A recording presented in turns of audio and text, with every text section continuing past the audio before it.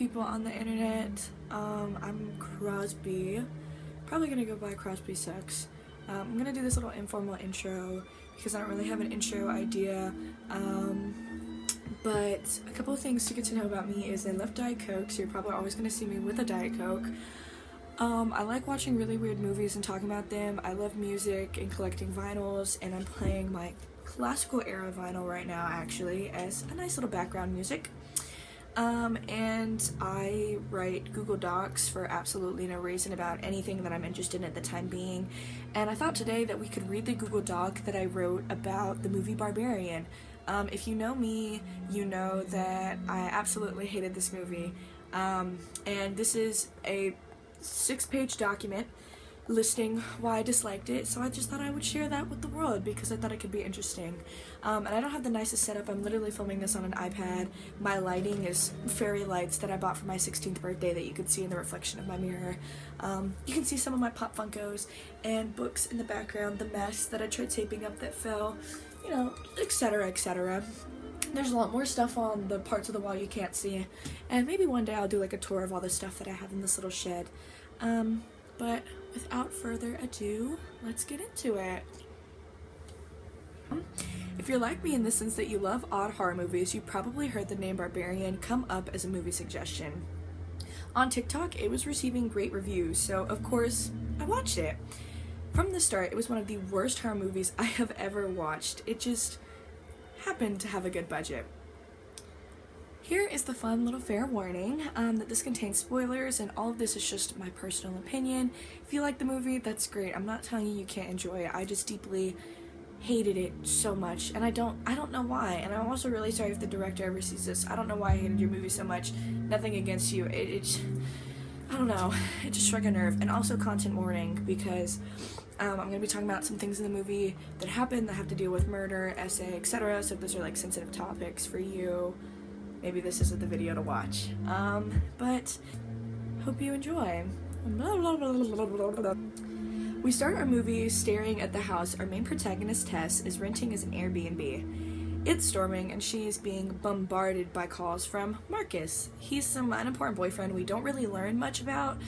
He's just kind of there to push the ideals of the movie or help push the plot, because some people, when I did research, trust, some people online were trying to say that the point of the movie was like woman empowerment, and that Marcus was like just another bad man in the story to kind of push that ideal. But I'll talk later on about the director explaining how the movie was created and why he made the movie, and that what people were saying just didn't really make sense to me. So in my mind, and from what the director's saying, Marcus does not seem to be that important of a character. We then meet Keith, who is someone who also booked this Airbnb for the weekend just on a different site. Both Tess and Keith seem skeptical of the other person, but Tess was much more worried. She warms up as the night continues, grazing over Keith's painful awkwardness. Tess then gets woken up in the middle of the night to her door open and Keith making weird noises. She very carefully and very suspensefully wakes Keith up. Why was he making sounds? I don't know. Never mentioned again. It's never brought up again. He doesn't even acknowledge it, and she just kind of ignores the incident. I mean, sure, her door being opened is later explained, but it didn't really do much. I mean, him speaking in his sleep didn't push the plot forward, and from what I could tell, nothing in that interaction affected Tess going into the basement the next day. I will give credit where credit's due. The first kind of basically, this whole intro scene is building up to something completely different than what the movie ends up being. So the door being open and him speaking in his sleep could have been things to kind of throw people off, but it just didn't feel like a very human interaction. Like, if I was staying in a house with somebody who I didn't know and I wake up to my door being open and speaking in their sleep, I think I would ask why the fuck they were talking in their sleep. Well, he wasn't even really talking. It was like he was being tortured, and I don't know. You'd have to see the scene to understand what I'm saying, but it just overall, it didn't really make sense to me personally. The next day starts with Tess waking up late, or maybe not, because she takes her sweet time leaving the house, but that was a minor annoyance. Keith leaves a cute note, and Tess leaves for her interview. The interview goes great, and we get some beautiful foreshadowing when Tess states she's staying in Brightmoor, Detroit, to which her future employer insists Tess shouldn't be staying there. This unnerving her only continues to get worse because when she arrives back at the house, a homeless man is chasing her and yelling at her to leave. The police do nothing, and this will be a continual pattern. Personally, I've never been a fan of horror that plays on real-life tragedies. I think it's more depressing than truly terrifying, and that's exactly what Barbarian does. It's not creepy that this neighborhood is worn down and the police won't do anything. It's depressing. I think in a scenario like this, they could have played on the tragedy much better, rather than just using it as a basic plot point. Ooh, scary. We're in a poor part of town that's dangerous, but no one will tell us why! Oh no, crazy homeless people who aren't actually crazy will get that! While trying and failing to get the police to show up, Tess ends up in the basement, and wouldn't you know, the door shuts and locks itself. Great. As she panics a bit, she searches for a way out, and here is where the real horror begins. Tess finds a room with a dirty bed, a bloodied bucket, and a camera in it. As she scans the room, she is horrified to see a handprint. This sends her into pure panic, crying and screaming to Keith to help her get out. She then frantically packs her things and gets aggravated at Keith for not listening to her and leaving. It's not like she's not explaining what she saw, nor anything that's happening. When she finally explains, after he has to be the voice of reason, he ends up going to the basement to check. Let's pause for a second and do a quick little character analysis. Tess, a young journalist who is always aware of her surroundings and situations, but easily panicked and quick to make irrational decisions based on short-term goals and accomplishments. That's the nice way to describe her panicky shell of a horror protagonist. She's not very smart nor courageous, she's not extremely strong or fast, and she isn't witty or lovable. She's average, she's an everyday person who's supposed to be this big bad hero who we love and root for, but she just isn't special enough for that. Nothing about her jumps out at me, and I honestly enjoyed Keith's presence a little more. Actually, Keith, a young man looking to help this area prosper again, who's kind, giving, a bit awkward, and somewhat charming. Well, yes, he was off-putting at first. We begin to realize it's simply because he's nervous. By the end of the first night, I actually liked Keith. He wasn't very special either, still extremely basic and lacking depth in story, but he was a likable character. He was rational in decisions. While Tess wanted to quickly do, he liked to stop and think about the next best step. Such a huge shame he gets killed in the basement. Yeah. Once Keith goes into the basement, he goes quiet. Tess begins to worry and follows him down. She first goes into the room with the camera and walks in front of it? I mean, maybe I'm a genuinely paranoid person, but why would you walk in front of a camera found in a secret room, in a secret tunnel, in a basement? I mean, other than to foreshadow and allude to the bigger story, this room feels like it serves no purpose, at least not any majorly important one. I mean, walking out of this room leads Tess to yet another hidden door, where down below in complete darkness, Keith cries for help. Tess then finds Keith, as well as an unsettling room with the video about breastfeeding playing. And then Keith's head gets smashed in. Yeah, Keith dies. He's just killed with a reason that's not a reason. While many people said Keith had to die to kind of drive the plot, I felt it was kind of out of nowhere for my liking, but that's also personal preference. It did align with the idea of the monster in the movie, so while I disliked it, it can slide. I'll touch on that more later though.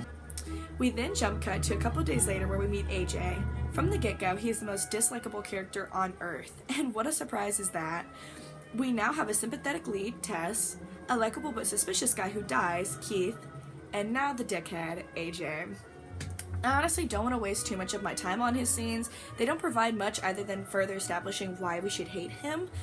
Scenes for AJ that either are important later or just overall stuck out to me all had to deal with him assaulting a co-star on his show. We meet him when he finds out about the allegations and subsequently fired, to which he completely denies the allegations at first. Then, after running away to Detroit, he admits to an old friend at a bar that it just took her some convincing. She wanted to, though. Oh, so one of our main characters who were supposed to be watching him survive this is a rapist.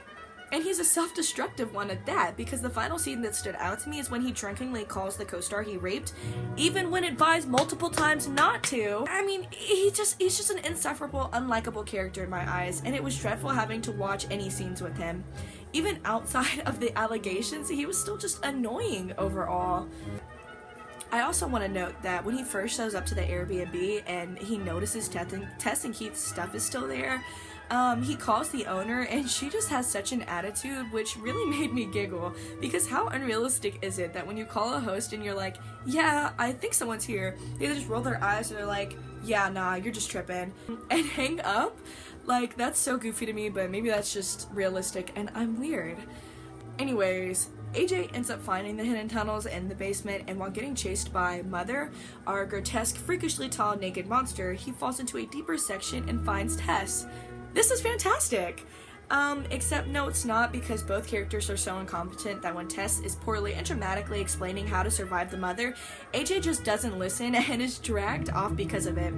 It wasn't an overly exciting scene, it wasn't surprising AJ got snatched, and it wasn't surprising that Tess ended up being alive. It made sense for both characters in the way that they have oh so meticulously been written to fit into each respective horror movie trope. Yay.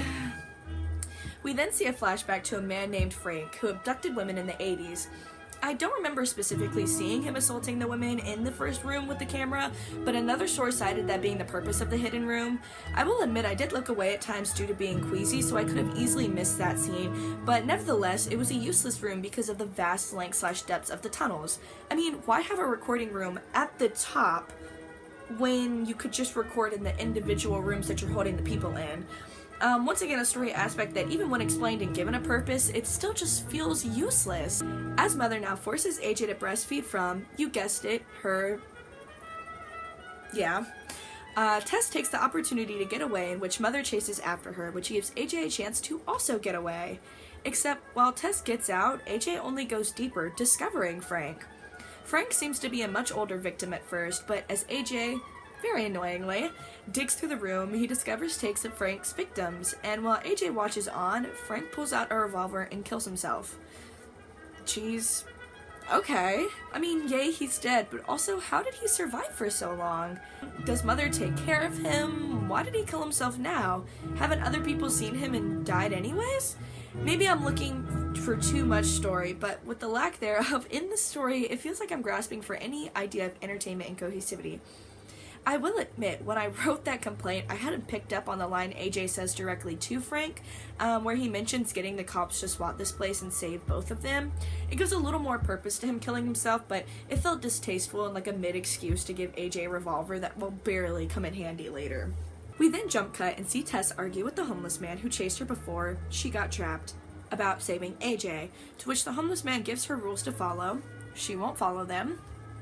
And they go about their ways. The only useful rule I remember was that Mother leaves the house at night. I don't remember the other two. Didn't matter. I'm kind of annoyed. Tess then goes to the gas station and calls the police, to which they brush her off and dismiss the story, even threatening to take her to jail over it. Tess then breaks into the house to grab her car keys, being chased by Mother, inevitably running her car into the monster. With Mother presumed dead, Tess goes on the hunt for AJ. It's dark out at this point.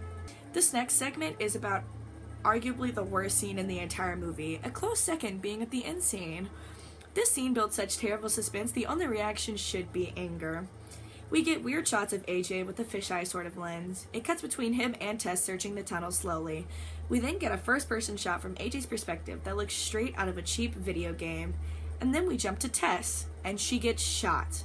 Yeah. But you go into the scene bouncing back and forth obnoxiously, building AJ's tenseness with this gun and Tess just walking? As opposed to every other time she screamed for a character, she is dead quiet now. We go into this basement knowing she's going to get shot. It ruins the suspense and scare, the utter shock that should come with such a big mistake. But we can't, because we know it's going to happen. It's more of just a waiting game on when it will happen. This also sends AJ into a bit of an emotional spiral where he begins to feel bad, but is still just in such a selfish matter. He isn't sad he hurt Tess, he's sad he hurt someone. The knock it might take on the public's perception of him, on top of the already career-ruining allegations. He still is a selfish, hopeless, and dull character. And yes, he helps Tess out of the house and continues to help her at the discovery of Mother's body, not being on the car anymore. Oh yeah, the Mother didn't actually die. Would have guessed that, but you know, here's to hoping. I'm gonna take a break. Anyways, another fun comment. The first time I watched this movie with my brother, around the time this scene took place, I asked him how much time was left on the movie. I guess that there was about an hour left to watch, maybe. there are about 20 minutes left in the movie.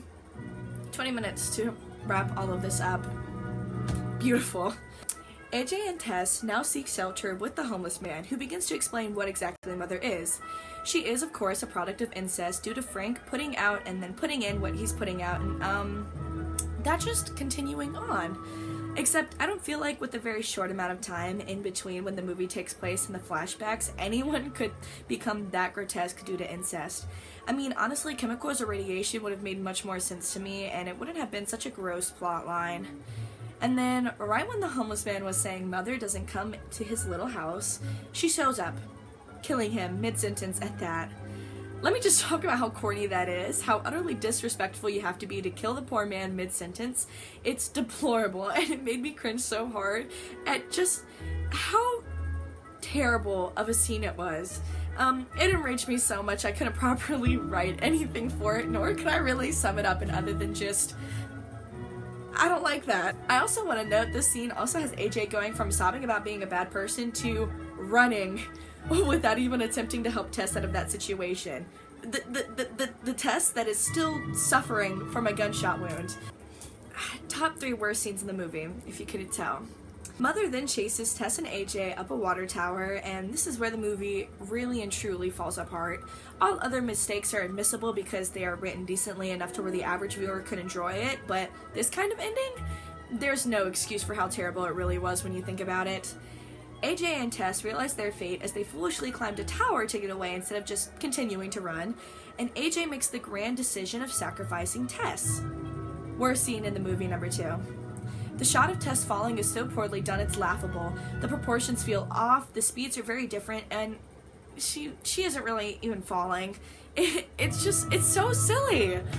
But as AJ sacrificed her, for some reason he said the cheesy line, "Come get your baby," or something like that, and I probably should look up what he officially says, but I'm lazy and it's a scene I don't want to have to watch again, so bear with me. This line, or maybe the entire plot of the movie, who knows, caused Mother to jump after Tess so quickly that she grabbed her and shielded Tess from the full impact of the fall. AJ then comes down to try and help Tess like a psycho, and she just accepts it, and then Mother wakes up and gouges AJ's eyes out. Tess then shoots Mother as she says "ba ba ba" and "baby," almost pitifully. Kinda odd. My record ended, it's time to flip it over, guys. Let's listen to more classical era as it progressively gets louder and skips occasionally. We get an iconic last girl walking away scene as the sun rises, and that's it. That's the movie. What a dumpster fire. I would have fairly added scenes that I thought were exceptional, but there were none. None were special or overly cinematic in a good way. It was average at best. It was bare minimum when it wanted to be. No characters were truly well written. You've already heard most of my complaints about the main 3, and so the same goes for the side characters. The homeless man was only a plot progressor. He had no real character, and he died the second they didn't need his explanations anymore. Which sucks. I feel like a shocking ending would be Tess dying and the homeless man surviving. That would be crazy because since they focused so heavily on him just being this crazy guy at first, they could make it sound like he was being crazy while trying to get help. It made way more sense than the officers thinking button-up Tess was a crackhead. I also hated the idea that this all stemmed from a guy continually kidnapping and assaulting women and happened to make Mother. The harshness of it is never touched on, nor is the story properly fleshed out. The most condemnation we get is from another assaulter, and all he really does is say, "What the fuck?" So it felt very odd. Like, yes, that's the reaction most people would have, but out of all characters, AJ? It's the most hypocritical of all, and could have really been handled better and been used to push a moral standpoint, but kind of fell through. This movie handles very serious topics so poorly, it's one of the worst aspects of it. Another aspect of the movie we could have touched on is the stories of the victims, because even at the end we can almost sympathize with the monster. But that's all she is, a monster. A monster that gets shot in such a vulnerable moment. When she finally did a good thing, she still dies. We spend all that time building on how she comes from kidnapping and assault and incest, and yet she still is the villain. Frank gets away with it all. He gets to kill himself. The only character to get to choose to live or die. The only character ever truly given a choice was Frank. Tess and Keith didn't choose to stay the night together. They were basically forced. AJ didn't get to choose to keep his job, he got fired. And AJ's co-star didn't choose to have sex with him, she just kinda had to. Mother didn't choose to be born a monster, and Frank's victims didn't choose to be kidnapped and killed. It just happened. But Frank got to choose who he wanted to take. He got to live in the basement for years and years. He got to make the choice to live or to die, when every other character was thrown into a situation with virtually no choice. And from the beginning, this movie is rooted to not have you win. You don't get to escape. And yeah, a lot of this might have been to help the plot, to help make a point, but it doesn't make up for anything. It doesn't make up for how poorly everything was handled, even if it all had a purpose. And while maybe the grander idea was good, I feel like the execution of the idea that they did have just fell flat on its face. You can never get too political, too savvy, too special. If you couldn't tell, which I couldn't, according to most critics, this movie is about female empowerment. It felt more like a satirical. And maybe it is a satirical on female empowerment, even though that might not be too grand. Nothing felt empowering. It was so utterly depressing and disappointing that nothing could tell me this is anywhere near empowering. And also, the director said in his response to the complaints about introducing AJ in the second act, and according to the Hollywood Reporter, following a rapist for so long was his favorite part of the movie. And maybe he meant that more of the first half of the question, but why not clarify? The comment just feels odd to me with how uncomfortable having to do that is for some people, but whatever floats your boat, good sir. And within the same interview, hearing him describe the movie is what I wish I felt watching it. He describes such an intimate viewing experience that feels so raw, and I really just didn't get that. I really do hope that maybe someday someone can change my mind about this movie and give me the perspective to be able to enjoy his creation that he worked so hard for, but I really just didn't. If you couldn't tell, this movie is not about female empowerment. It's actually just a director writing up a silly little story out of what was only supposed to be a warm-up that he just wrote about kind of a small fear he had. So I won't place my opinions as strongly anymore, and I take back the big budget comment, even though I'm gonna leave it in because I thought it sounded kind of cool. It was just a passion project, and I'm kind of actually glad to find that out. And while we differ on opinions of this movie, at least most people loved it. So who's really winning? Obviously, that guy. Thanks for watching the video. I don't know, I could have just done an outro like this instead of reading it off of that, and I know I kind of messed up reading it. It was a really long document, and I kind of got lost in all of the words, but I hope that this was cohesive enough anyway, and I hope that I don't just sound like some prick or asshole who thinks she's better than everybody else because of her media opinions. I don't think that I'm all that special. I don't think I'm this grand person, and I'm the only one who understands these movies. I just look at a lot of movies from a realistic perspective, and this movie I felt like was supposed to be looked at from a realistic perspective, speaking that it was written from a realistic fear that the director did have.